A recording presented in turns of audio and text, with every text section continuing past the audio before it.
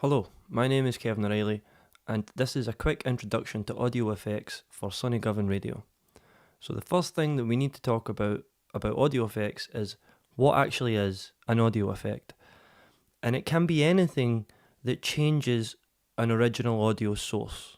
So whatever it might be that you've recorded or sampled, whether it's drums or saxophone or piano or voice or whatever, an effect is something which changes that sound into something else, and it can be very subtle and slight and barely noticeable, or it can be extremely dramatic and make it completely unrecognisable. There are hundreds, if not thousands, of different types of effects that you can use on your audio material, and some of them I'm sure you've heard of, like reverb, compression, chorus, delay, distortion, overdrive, etc. There are loads and loads of effects. You're almost spoilt for choice as a producer when it comes to deciding what effects that you should put on your material. And so today I'm going to give you just a brief outline of some basic effects and how you might use those appropriately in your own stuff, or if you're mixing something for someone else in their stuff. One thing I have to tell you is you won't really appreciate this video if you're not wearing headphones when you listen to it, because some of what I'm going to show you is quite subtle. And the very first example that I'm going to give you is actually panning. And if you're listening to this on a phone, which only has one speaker, you definitely will not hear any difference in what I'm about to show you. So if you want to really appreciate what it is that I'm going to show you next, I recommend you go and get your headphones and put them on. Okay, with that, let's dive in. So, the first audio effect that I'm going to talk to you about is panning. Now, I have a track here that I'm currently working on, and it requires some panning.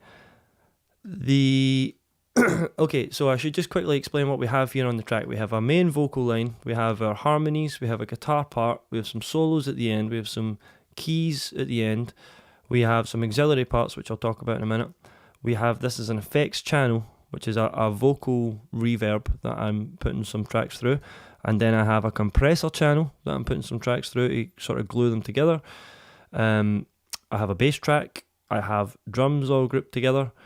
And then this track at the very bottom is the master stereo out track. So I can see on this track what level things are reaching, and I can do certain things to that track as well. We'll talk about all that in a minute. Where we're going to start is here on the harmony. So I'm going to mute the main vocal for a minute so it doesn't get in the way, and I'll let you hear just the first few seconds of these backing harmonies with no effects. So I'll get rid of this as well because that's an effect I've already printed. We don't need it just now. Here we go.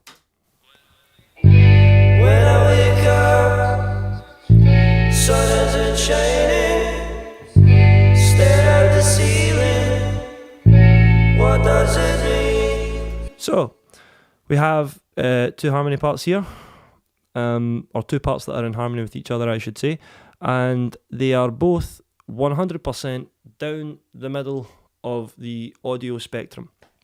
So, bearing in mind that I'm going to have a main vocal on top of this as well, even if I wasn't going to have a main vocal on top of it, it would be helpful to be able to hear both those parts more clearly if I was to separate them a little bit to the left and the right.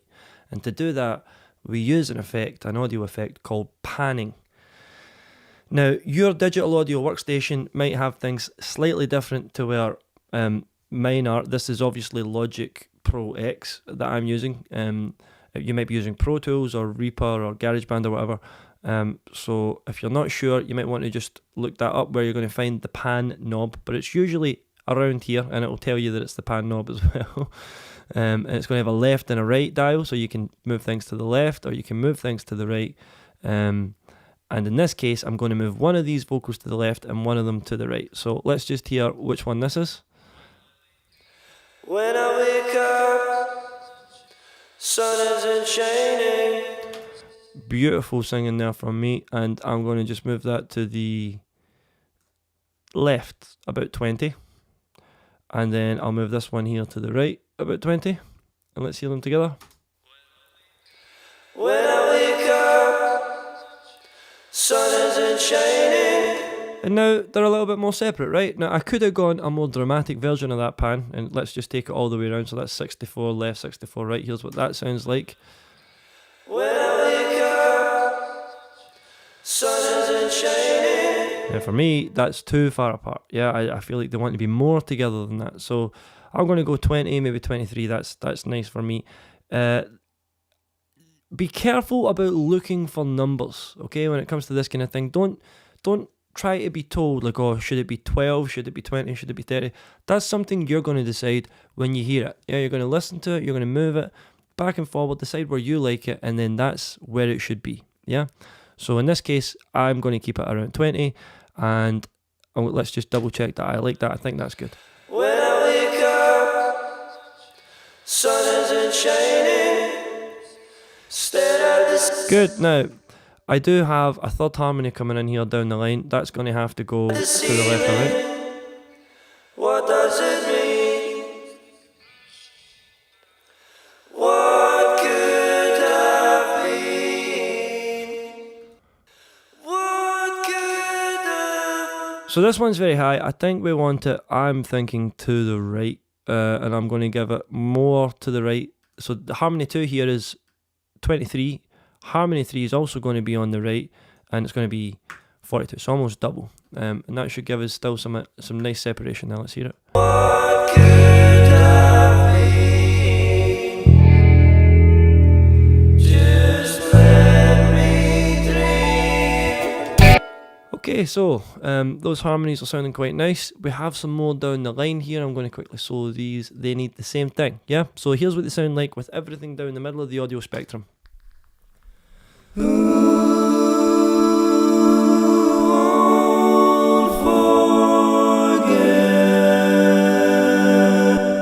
So that's fine. It will sound maybe a little bit nicer if we separate them now. I quite like how together this sounds, yeah, these harmonies. They're not auto-tuned or anything like that. They have a very nice natural together sound. So I don't want to split them up too much. I'm going to be pretty subtle here. I'm going to do 12 and 12, and there isn't a main vocal line happening here, so I'm going to leave harmony 2 right in the middle, and the harmony 1 and 3 here in the middle is just going to be slightly to the left and right, just to give it that slight thickness.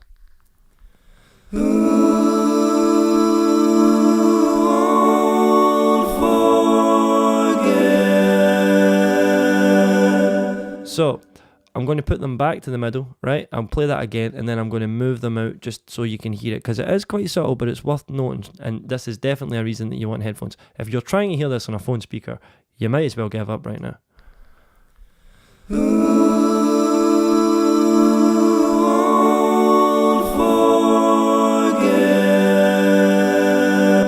Yep, I like it. Now I'm going to do that again, and I'm going to pull them even further just so you can really hear it happening. And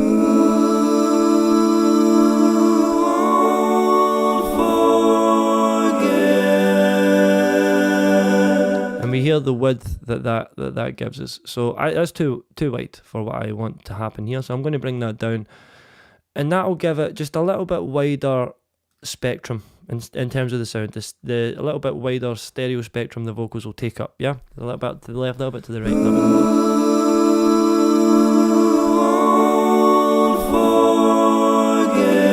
Juicy. Okay, so that's panning. All right, we've done some panning.